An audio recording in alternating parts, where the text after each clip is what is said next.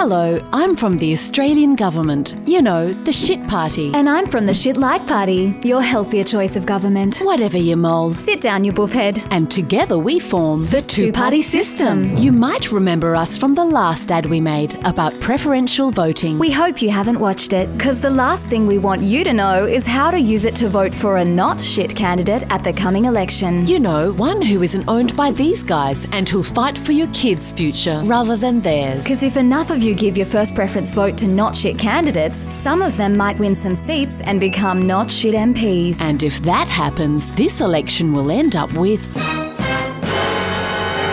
a hung parliament. A hung parliament is when you tell both major parties to get fucked by ensuring that neither of us wins the 76 seats required to form the next Australian government on our own. A hung parliament sounds like a bad thing, and that's how we want you to think of it. But a hung parliament can also sound like a good thing. Oh my god. Sorry, a hung parliament means that to form government we'll be forced to negotiate with the not shit MPs you elected to the crossbench. The crossbench is that group of seats at the bottom of the U that aren't held by either one of us. It's where democracy happens. Ew. And in a well-hung parliament, a not shit crossbench holds what's called the balance of power. Which means that in exchange for their support, those not shit MPs will want us to adopt their not shit policies, like an anti-corruption commission, which we don't want because we're corrupt as fuck. A transition away from coal and gas this decade, which neither of us wants because we're both captured by fossil fuel interests. And an emissions target in line with the science instead of our shit target. Or our shit-liked target. And if one of us can come to an agreement with those not shit MPs, we'd form a minority government with them. Again, a minority government sounds like a bad thing, like it's lacking something. But with a hung parliament, it's not size that matters, it's how you use it.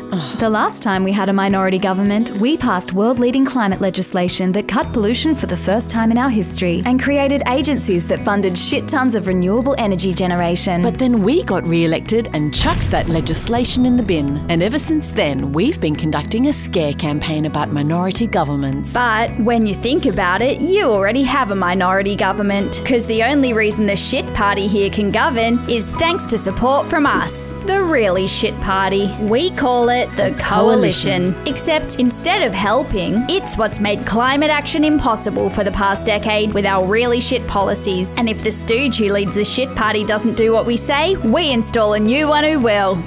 Isn't that right, love? Yes, ma'am. We'll open another coal mine right away. The next election is your chance to turn the page on this shit-stained chapter of our history. Thank fuck most of you don't know how preferential voting works. Otherwise, not shit candidates would be getting way more of your votes. Especially those running in shit party heartland seats, like this one in Kooyong, this one in Hume, in Wentworth, Goldstein, McKellar, and others where people are sick of our shit fuckery. Because since we currently hold government by only a slim margin, and we have bugger all chance of winning enough seats to form government on our own, that means if we lose just a few shit party seats to not shit candidates, we're headed for a hung parliament. And if there's one thing that can fuck the two-party system, it's a well-hung parliament. Authorised by the Department for shitting ourselves about all these independents.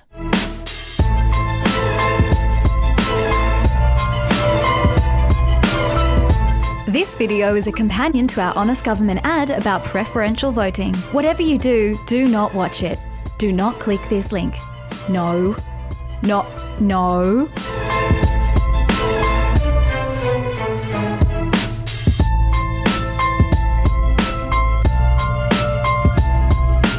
Authorised by G Money, The Juice Media, Melbourne, Australia.